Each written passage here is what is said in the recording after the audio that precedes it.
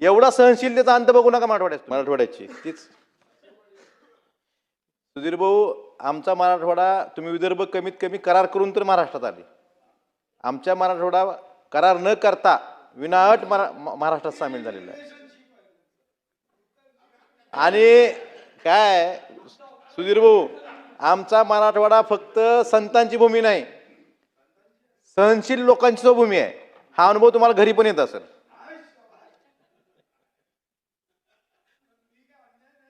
आपण सहनशील लोकांची भूमी आहे याचा अनुभव तुम्हाला येत असेल, सगळ्यांनाच येतोय। नाही म्हणायचं कुणाचंच धाडस नसते, भावांचं तर लई लांब आहे।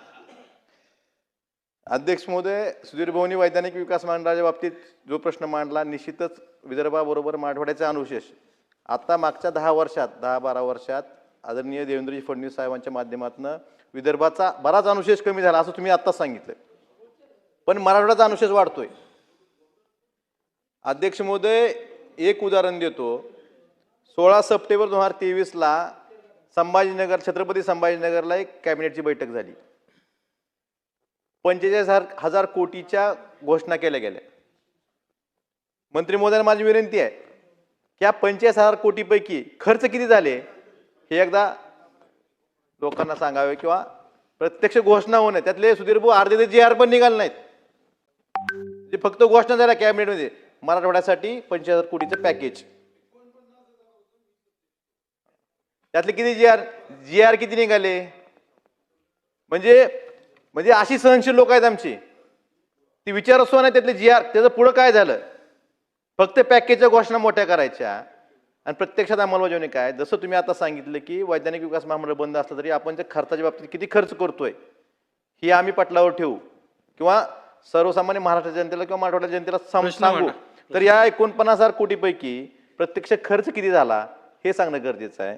अध्यक्ष महोदय, आपण मराठवाडा वॉटर ग्रीडची म्हणजे 19च्या निवडणुकीच्या आधी खूप मोठ्या प्रमाणात घोषणा केली, परत महाविकास आघाडी सरकारच्या काळात मराठवाडा वॉटर ग्रीड बंद झाली म्हणून ओरडाओरडी केली, परत ह्यांनी चालू केलं म्हणून सांगितलं। मला विचारायचं आहे की मराठवाडा वॉटर ग्रीडसाठी तरतूद किती आहे आपल्याकडे? फक्त 5 कोटीची। 19 पासून आज 26 आहे। नेहमी मुख्यमंत्री महोदय म्हणतात आम्हाला की मराठवाड्याची पुढची पिढी दुष्काळ भागणार नाही, पण एक साधं उदाहरण देतो। 2014 ला पार खोऱ्यातनं गोदावरी खोऱ्यात पाणी आणण्यासाठी एक DPR मंजूर झाला। तो DPR अजून 12 वर्ष जर फायनल नाही, अजून DPRलाच मंजुरी नाही। DPR जर 12 वर्ष पूर्ण होत नसतील तर पुढची पिढी, त्यात 25-30 वर्षात एक पिढी संपून जाते, अर्धी पिढी गेली, अजून DPR फायनल काम तर कधी पूर्ण होणार?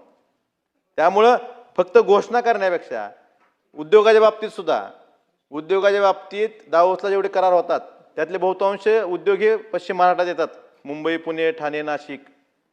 विदर्भ आमच्या पुढे गेलाय, मराठवाड्यात फक्त 4% उद्योग आहेत त्याचे करार झालेले।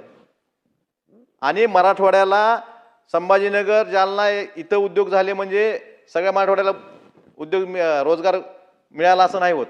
आमचा अर्धा मराठवाडा पुणे मुंबईत काम करतोय, आमचं मायग्रेशन होतं खूप, हे थांबलं पाहिजे, सर्वन्यायी विकास झाला पाहिजे, यासाठी सरकारनं काम करणं गरजेचं आहे। त्यामुळं माझी एवढीच विनंती आहे की जसं सुधीर भाऊंनी सांगितलं त्याच बाबतीत सुद्धा मराठवाड्यात जे अनुशेष आहेत, सिंचनाचा अनुशेष असेल, किंवा साधं एक उदाहरण देतो, निजामकालीन शाळांसाठी निधी दिला होता, त्यावेळेस मंजूर झाला होता, सुधीर भाऊ तुम्हीच केला असेल, त्याला सुद्धा निधी दिला नाही अजून शाळा दुरुस्तीला। एवढा सहनशीलतेचा अंत बघू नका मराठवाड्यात तुम्ही लोक, एवढीच विनंती आहे। मी जास्त काय बोलत नाही, फक्त विदर्भाबरोबर मराठवाड्यावरही आपला विदर्भाचा अनुशेष कमी झालाय, पण मराठवाड्याचा अनुशेष वाढतोय, यासाठी सुद्धा सरकारनं लक्ष द्यावं एवढीच विनंती करतो।